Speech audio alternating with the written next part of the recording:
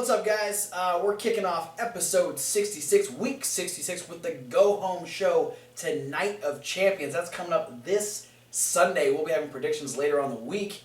But, Can I say that we're kicking it off like, spoiler alert, Dolph Ziggler kicks Rusev? Sure. Dolph Ziggler kicked Rusev. And it was super. Speaking of Dolph Ziggler, Rusev, that whole storyline has kept Thomas Wolfe away for a second week. He left during the Raw review last week, and he has not come back. He is still on strike based on that storyline. He hates it.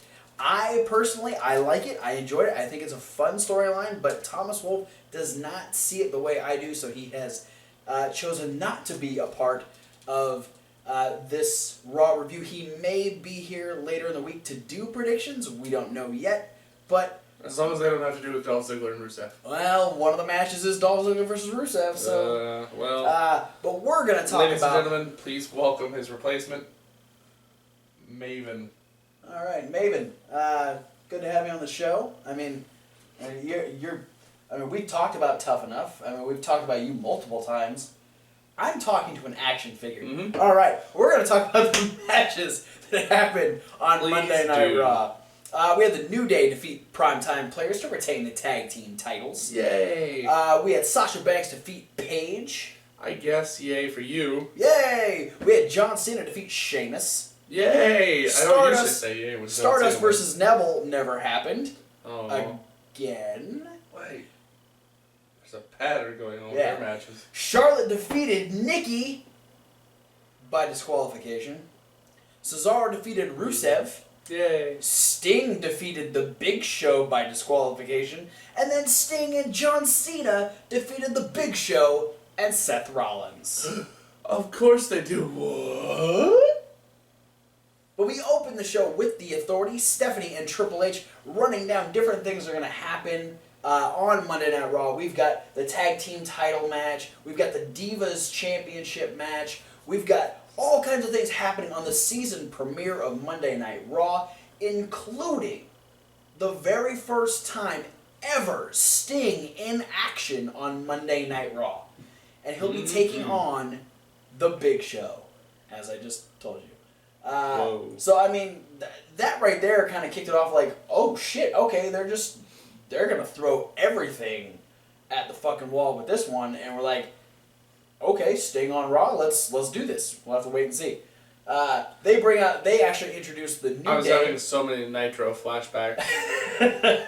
Sting versus the Giant on Nitro. What?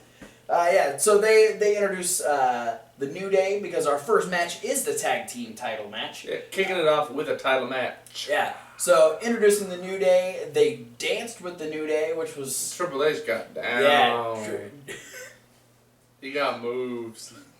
Yeah. Stephanie tried to get him to do it again later. He's like, I think I throw it in my back.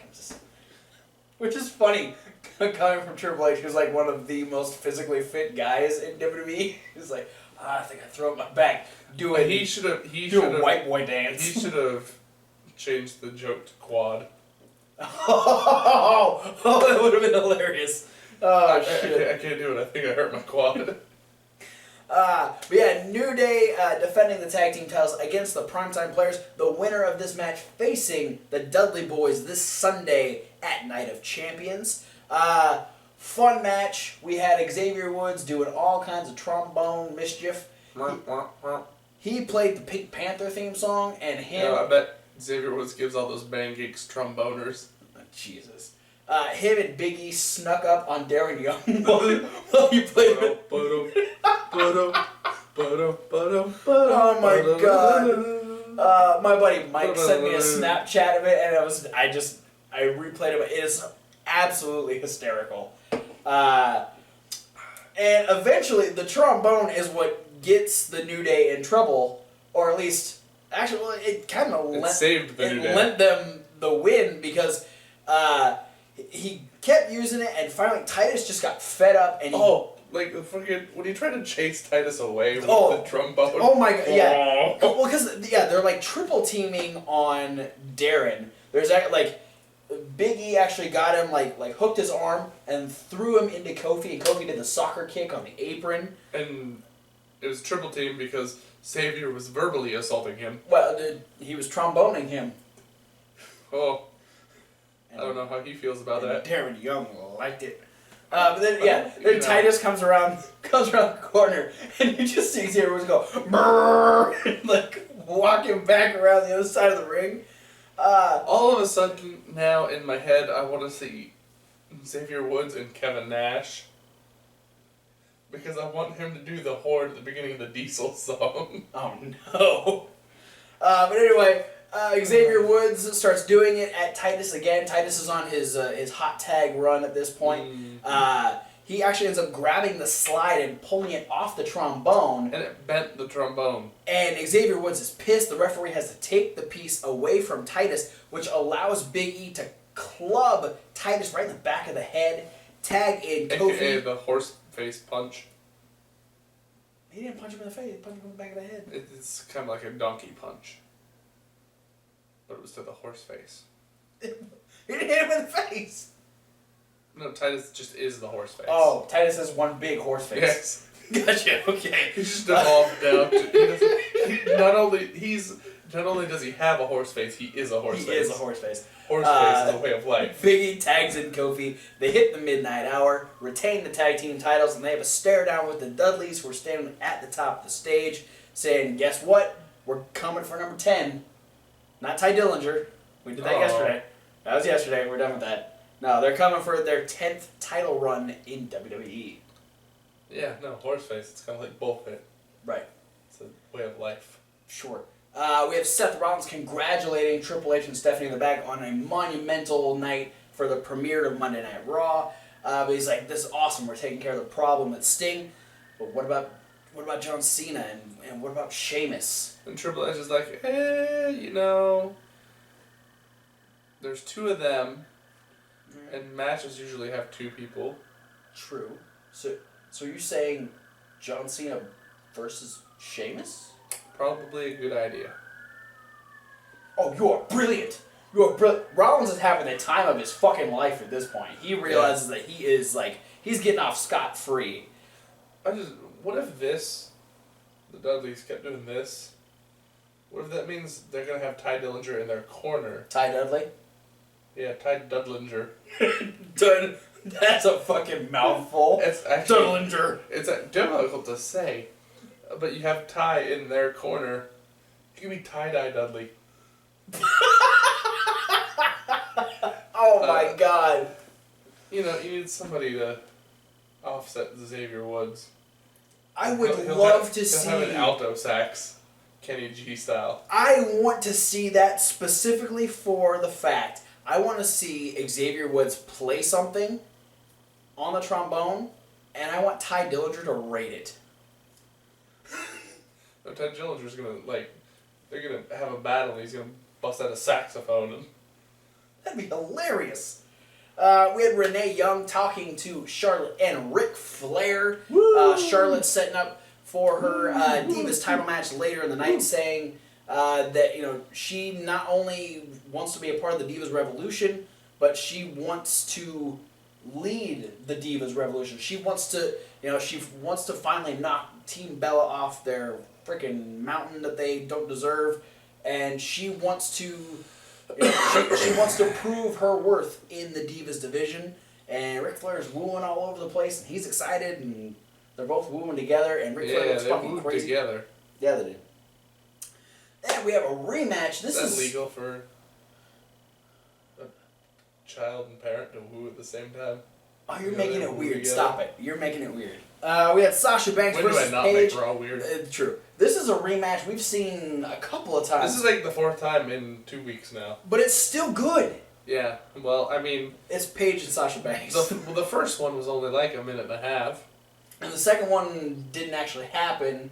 The third one ended up in a brawl. And this one... For some reason, which ended the match. Yeah.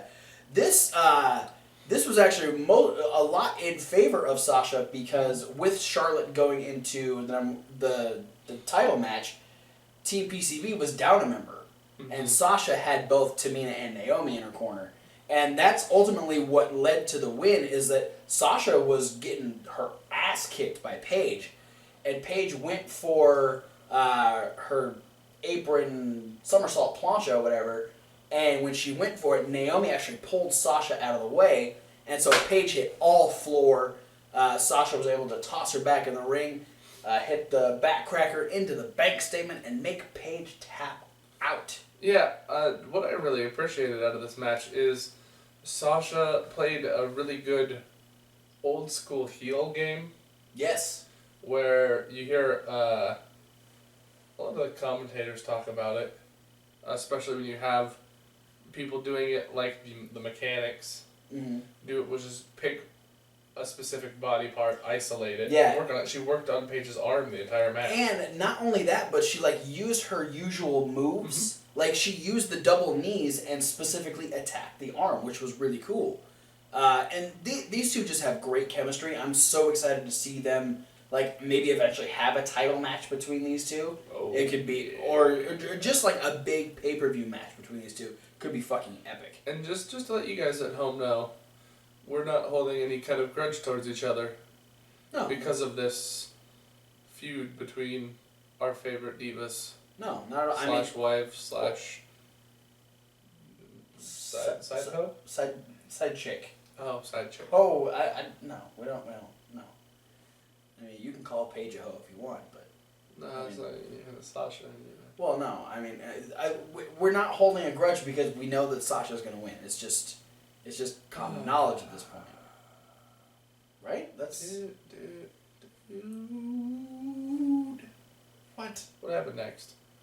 We had Miz TV with the Wyatt family. Yeah, and I thought I might have gotten my favorite Miz TV of all time, because right off the bat, Miz was asking Bray Wyatt what he wants, and Bray Wyatt says he wants the Miz to suffer. Yeah, well, and I was just hoping right then and there they were gonna fuck the Miz up. Well, I just love the fact that the Wyatt family took over Miz TV. Oh yeah. Because Miz starts to ask questions, tells them all to sit down, and both Braun and Luke just toss their chairs out of the ring. Bray's sitting down, and he's like, no, go ahead, keep asking your questions. And then he's like, that's what you want, right? You are not safe in here. There's nothing safe about the situation, but you want the big story. And he's like, yeah, but what do you want? He's like, I want you to suffer. Yeah. And then Miz lets us know that, don't worry, guys, he is not the tag team partner of Roman Reigns and Dean Ambrose at Hell in a Cell. Oh, I forgot he says that. Thanks for letting us know about the plans for next month's pay-per-view, you dumb motherfucker. The one thing you're good at, and you fuck it up. Maybe it's foreshadowing that he is going to be their partner at Hell in a Cell. That's did he ruin a fucking storyline? Maybe. I don't know. But eventually, Bray Wyatt starts saying that, Or spoiler, last minute they turn it into a Hell in a Cell match. I'm okay with that. At the pay-per-view, before Hell in a Cell. I'm okay. I might be okay with that. Maybe. Then at Hell in a Cell, they have no Hell in a Cell matches. Bray Wyatt eventually says that it doesn't matter how many people show up to Night of Champions because they all fall down. This brings out Roman Reigns and Dean Ambrose, letting them know that, Roman Reigns actually had a pretty good promo here. He's saying that, Bray Wyatt can't beat Roman Reigns one-on-one. He always needs someone to help him. Yeah. Because, the first match they had one-on-one, it was, the rejoining of Luke Harper to the Wyatt family. And then they did the tag team match at SummerSlam, and guess what? They lost, and they had the rematch the next night, and how did they get the advantage? They brought in Braun Strowman. And so, the only reason that Bray wants this match is because he has to surround himself with monsters. Well, I think Roman might be onto something. Well, the Shield apparently have a third partner. We did not find out who that partner is, though. I know, and then Byron's head was on fire for a minute. It was just the feed we were watching. Which I think this is something we actually expected to find out. Yeah, no, it's not often that WWE passes on the opportunity to advertise something. Yeah, and that was the weirdest thing. Is like I was because there's so many rumors as to who it could be. You know, there's the initial rumor was Baron Corbin. There's rumors now that it could be Joe. There's always the thought that, is Eric Rowan gonna come back to fight the Wyatt family? There's so many different options that could be here. And when I didn't get it, I was kind of like, like if I was buying the pay-per-view, not for $54.99. Well, technically I am buying the pay-per-view because I buy the network. But that is something that would make me want to buy the pay-per-view, and I'm glad they did it this way. Yeah, it definitely doesn't happen very often. Because it's not the way WWE operates. Exactly. WWE operates under the way like, oh hey, we want to juice as much out and go, hey, so and so is going to be at the pay-per-view, so you'll buy it because you like this guy. We don't know who this guy is. I'm just really hoping it's not a big letdown. So, not Titus O'Neil. That'd just be weird. Speaking of big letdowns, up next we have John Cena versus Sheamus. This actually wasn't a very bad match. No, I mean, it was typical for... Yeah, I mean... They got their shit in. It was better than Sheamus versus Orton.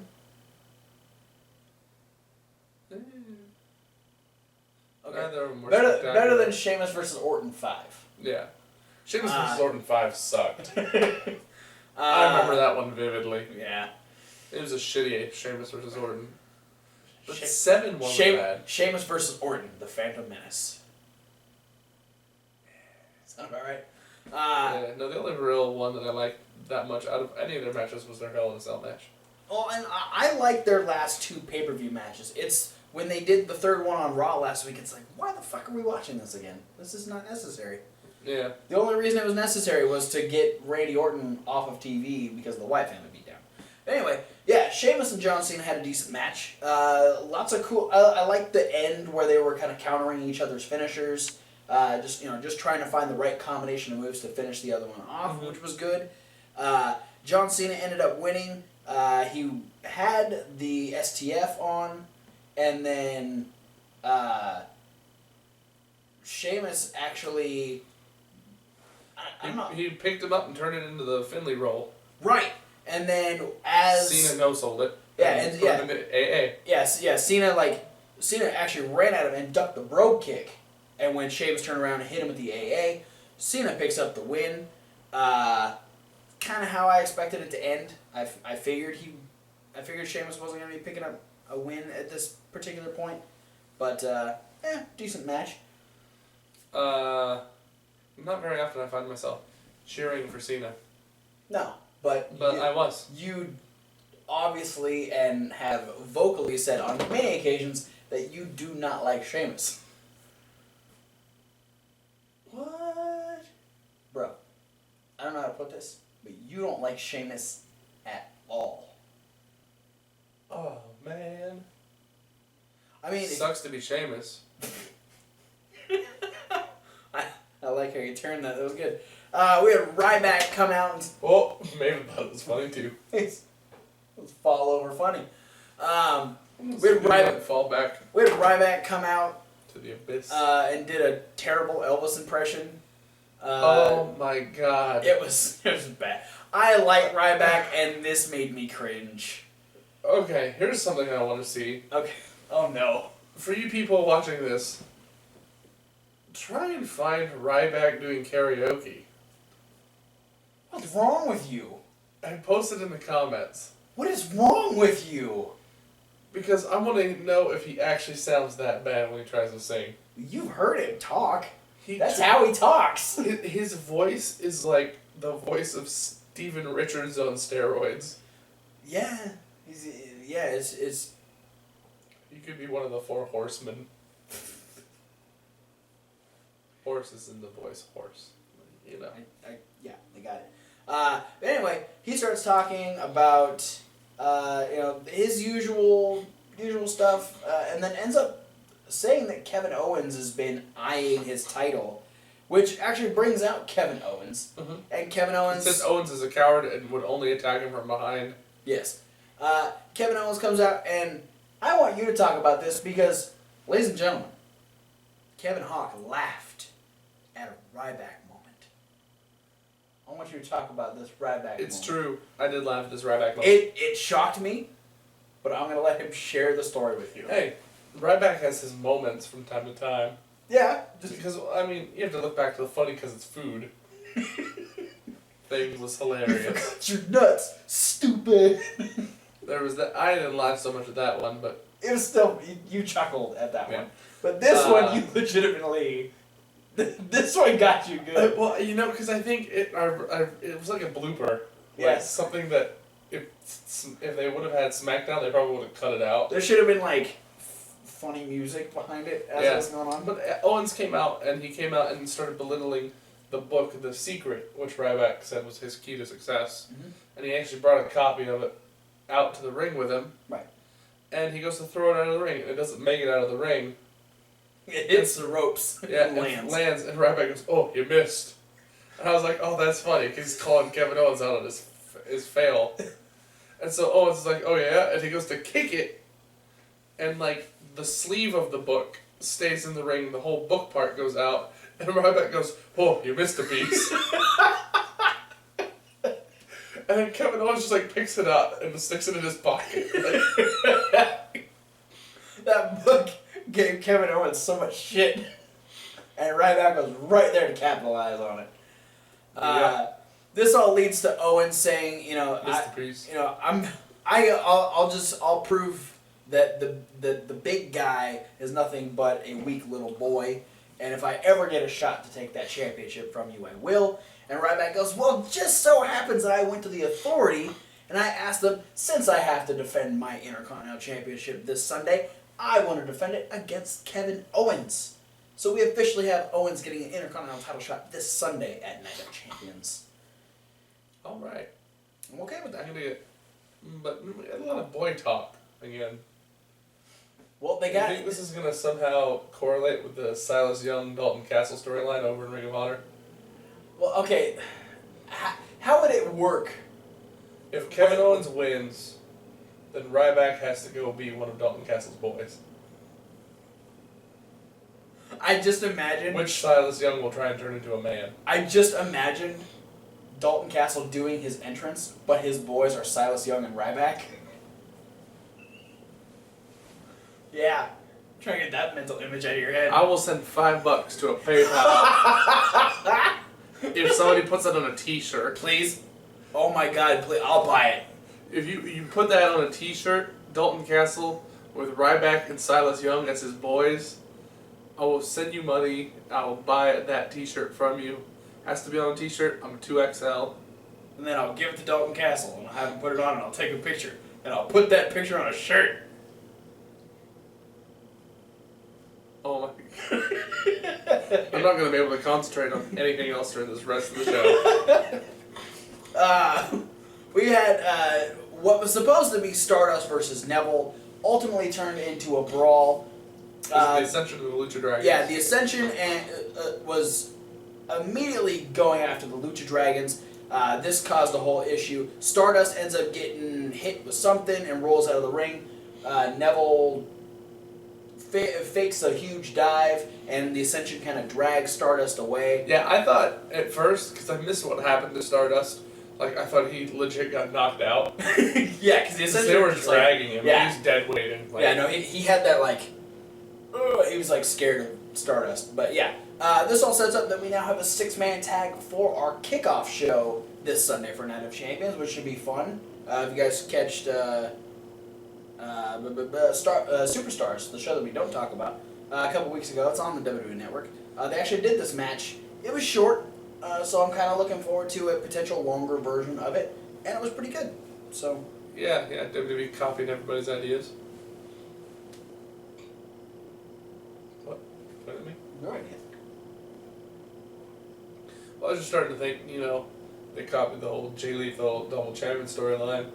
And now, after King of Trios weekends, they're going to put 2 6-man tag matches on their pay-per-view. It's true. WWE's going to owe me some money if they make it that the winners have to fight each other. Alright. We have to talk about this. Do you want to just let me take over for a second? Yeah, because I'm just. This is what I think it is, right? Yeah, you know what it is. I'm just gonna. The only part of Monday Night Raw that would make you upset. Yeah, I'm gonna be mad the whole fucking time. Yeah, go for it. So we had the Divas Championship match between Charlotte and Nikki Bella. Not a bad match. I feel like Charlotte's one of those safe divas that will always bring the best out in her opponent, which she pretty much did. And then we had the end where Charlotte was about to win. She got a little comeback spot, and the ref got distracted by Alicia Fox. And then the Bellas did their little switcheroo with Brie with her big old stuffed up bra.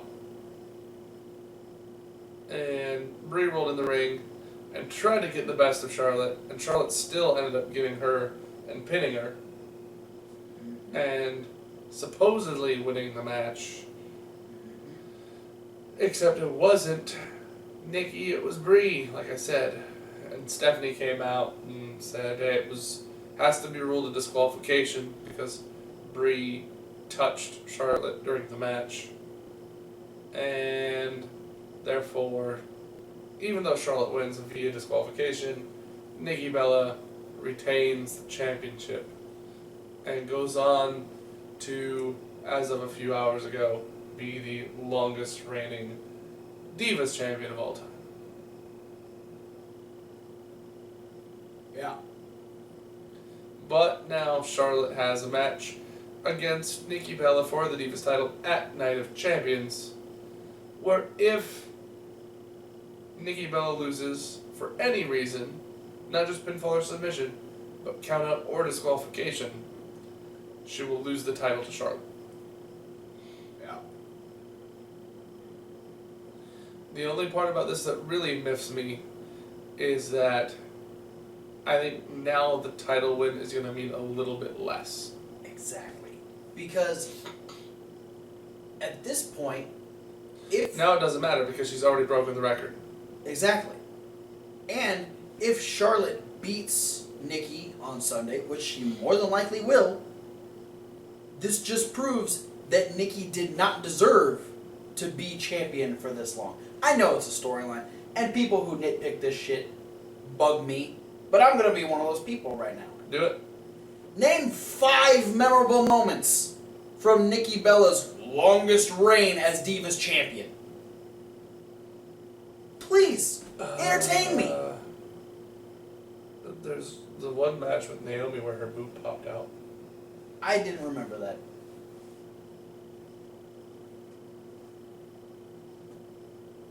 Her boobs are halfway out of her shirt all the fucking time. Yeah, but this one was all the way out. Not all the way. It was like 3/4 of the way out. And please post it in the comments if you can. I'm really interested. Please post that in the comments if you can. Like if you have a keyboard, post in the comments. He's calling Ghostbusters. Do-do-do-do-do-do. It's the angriest the Ghostbusters thing has ever sounded. Alright, we had Cesaro versus Rusev. This was a good match. Cesaro was on fire. Yeah. I liked, like, we don't see Rusev do, like, the drop-down spots very often, but he did one with Cesaro, and it was fun to watch. Because watching Rusev do something other than the big, oh, I'm going to reach you up guy, like, when he's actually able to show his athleticism, it adds another dimension to him, and I enjoy watching him on TV even more. And Cesaro, just like we were talking about Charlotte, is one of those people that brings out the best in their opponent because they're able to do so many different things. Yeah. And Cesaro just put Rusev on a whole different level in this match, which was great to see. things get a little weird here. Awkward.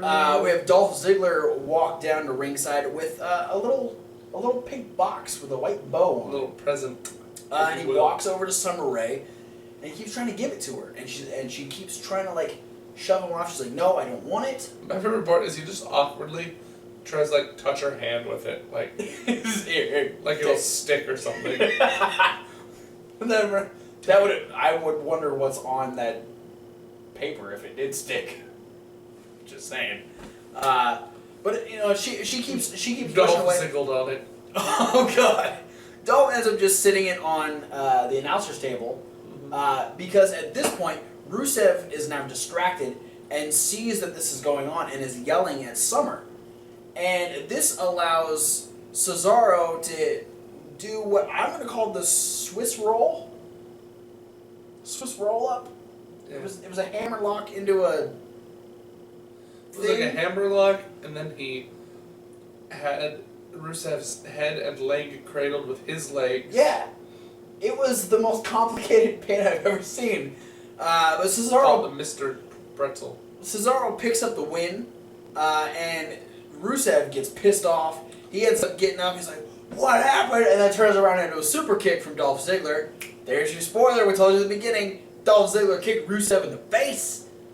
And then we actually see during the commercial that Rusev and Summer walked back. Rusev was pissed. He's yelling. Summer grabbed the present and held it behind her back the whole Yeah, time. she grabbed it and was hiding it from Rusev. And as Rusev storms into his locker room, she starts to open it, and it's something I couldn't fucking tell what it was. It was something shiny. We wanted it to be a tiny fish because That'd be funny. That would have been hilarious.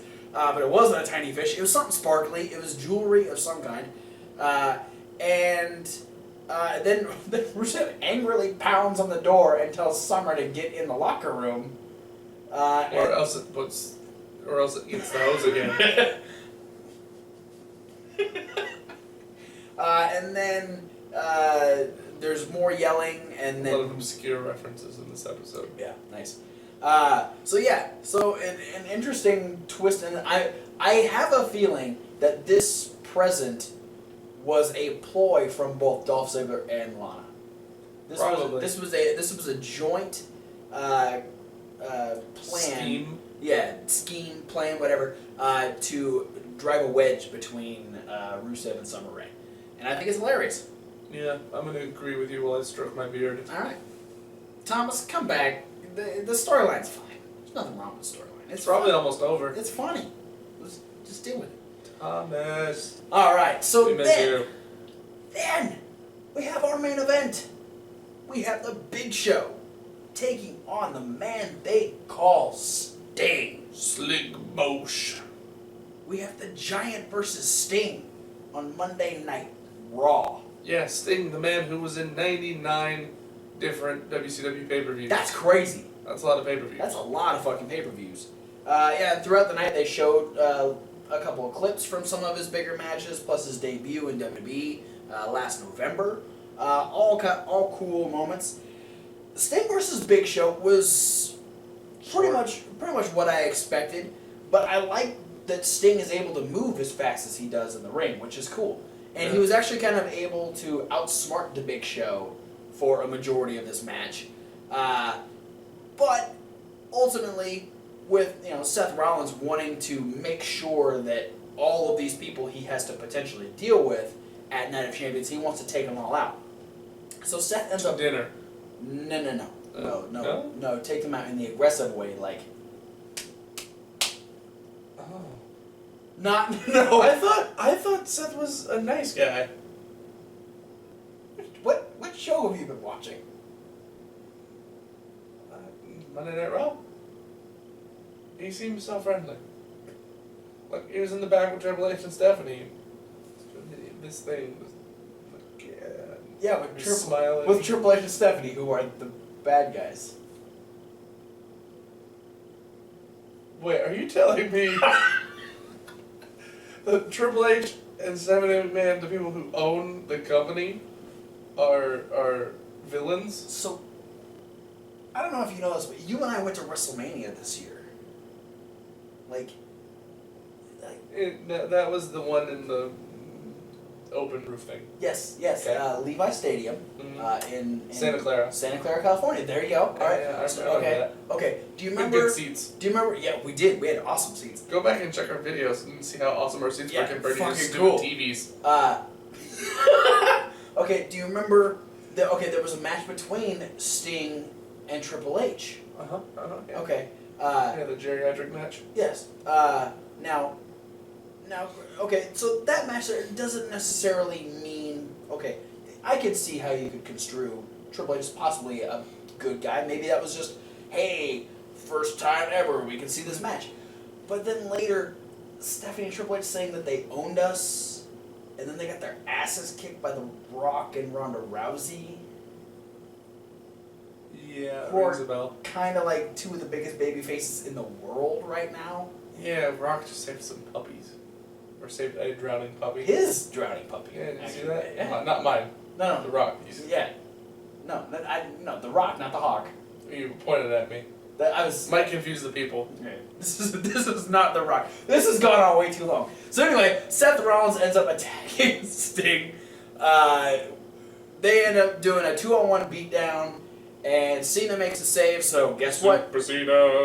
Tripping Long ends up making us a tag team match, which Sting and Seth Rollins versus Big Show and John Cena. no. I'm bad at this game. Sting and Big Show versus Seth Rollins and John This isn't Cena. even a game. You're playing a game that isn't even happening. I know. You need to stop. It doesn't even happening. Is that what I said? Yep. Wow. All right. Watch me be something I don't. God. Okay. We gotta finish this because we're all fucked up. That was a Rhett and Link reference, actually. Was it? Check it out. Oh, I missed it. Okay. So the match itself, there wasn't really anything special about the match. Other than Sting was in it. Yeah, Sting got the hot tag, which was great. And this all set up for a really fun end because we have Big Show ends up taking one of the best looking AAs he's ever taken. And then as Cena is, recovering from lifting 450 pounds up on his shoulders, Seth sets up for the pedigree.